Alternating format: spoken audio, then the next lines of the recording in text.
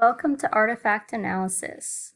The following artifacts will all be from the Han Dynasty. As we make these observations, we'll want to use the following questions to support our analysis. What do you notice? What details do you see? What materials is it made out of? What do you think its purpose was? Who used it and under what circumstances? Here we are at our first artifact. And notice we see three figures. I can see some details along here, some carving. There is a lot of detail. Do know that they are about 5 inches tall, and they are made out of earthenware, which is a type of pottery. And at some point there was pigment or paint used over the images to add color. And to address the questions about the purpose and who would have used this, I know that pottery figures of entertainers were often accompanied the deceased into their afterlife. So here we have a female dancer performing what was at that time a popular dance called the 7-dish dance. At the feet here you can see that there are dishes the musician would use to tap. And there are two musicians. One is playing the zither and the other is just clapping. To summarize, we have three figures made out of pottery that were used to be buried with somebody who has passed away. This next artifact I see, it looks like a board, and it looks like underneath there's kind of like some feet to elevate the board, and there are 2 sets of 6 pieces. And this is a Libu board and its accompanying pieces. On this board I can see different carvings. And again, this is made out of ceramic earthenware. And the purpose of it was indeed a game. So here's an image of 2 people actually playing the game Libu. And it was a very popular game. It actually began probably around during the Warring States period, but it became super popular during the Han Dynasty.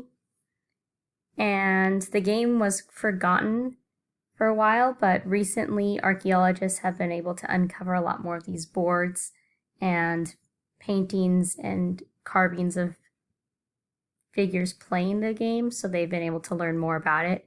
But essentially, these sticks were kind of used like dice, and the markings on the board were used to kind of progress, and it was used kind of like a gambling type game.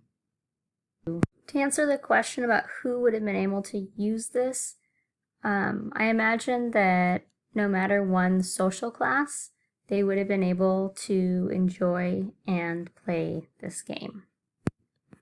Here's an animal pin that was made out of ceramics and covered with a green lead glaze. It stands about 9 inches tall, 14 inches wide. In the center here is a mother holding an infant or baby and surrounded by goats. Replicas of farm animals such as this were believed to provide nourishment for the soul of the person who it was buried with, and much like how the dancers and musician figurines that we saw earlier was meant to provide entertainment for the deceased. Here is a tomb panel, and it is about 31 inches tall and 50 inches wide. And it's made out of limestone, and we can see there's a carving. And in it, this is Guanmu, who was the Queen Mother of the West and thought to rule the land of the immortals. And within this pavilion are all the attendees to help the deceased person's journey into the afterlife. So this again, when talking about like who would have been used, it would have been somebody who would have had the wealth, so probably like an aristocrat or a government official, in order to pay for such an elaborate tombstone. This is a seismoscope. You can see it is made out of bronze and with a very kind of detailed carvings. There are 8 dragon heads and 8 frogs. Here we're only seeing a portion of it, but the 8 dragons are to represent the 8 principal directions on a compass, and this was used to detect earthquakes. There was probably like a pendulum inside, and the motion the earth would have pushed out.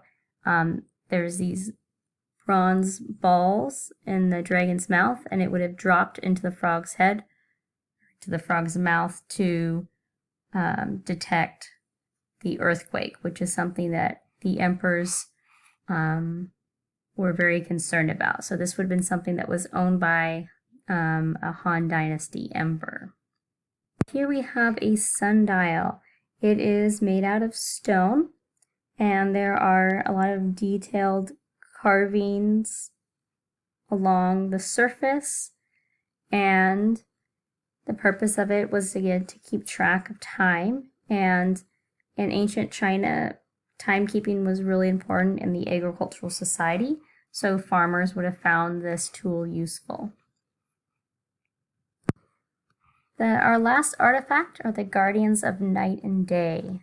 This is a ceramic tile. I notice pigment, so colorization and painting of the 2 images, as well as carving. And this looks like a rat, and this looks like a rabbit. And based off of the zodiac symbols, the rat represents the hours between 11 p.m. and 1 a.m., so representing night. And it looks like you can see the rat is holding some objects, perhaps in order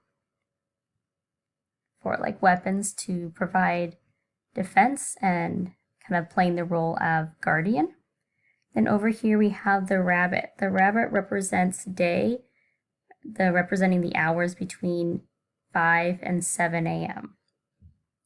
So the purpose is obviously to provide protection to people throughout their day, both night and day. And who would have used this and under what circumstances? Perhaps a merchant might want it as a sign of protection, or if you're in travel. An artisan would also find service. I think people of all classes would have found value in it. I'm not sure if all peasants would have been able to afford such a thing, but understanding the value of these 2 images is an important part of Chinese culture.